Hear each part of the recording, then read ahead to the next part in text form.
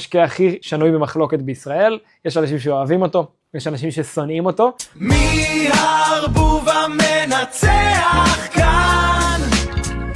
הערבוב המושלם!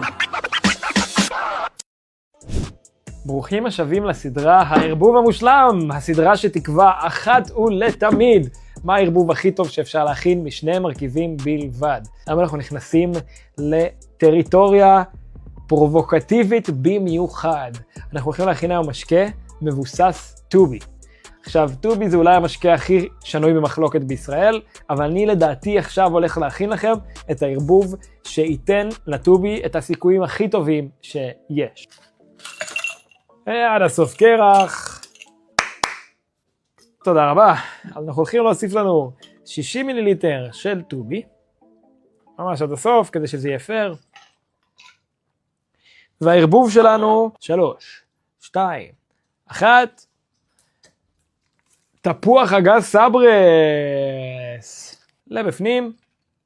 עכשיו, למה אני חושב שזה הולך לתת לנו בראש בדירוג? א', כי זה טובי, אני מאוד אוהב טובי, וב'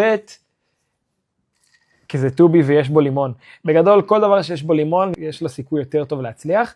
בואו נטעם ונדרג. חיים. גאדם. בגדול, זה נגיד משקה בשונה מדברים אחרים שטעמנו שיש להם דירוג גבוה, שאני גם יוכל לשתות אותו כמה וכמה פעמים בערב, בלי להרגיש שאני שותה יותר מדי מתוק.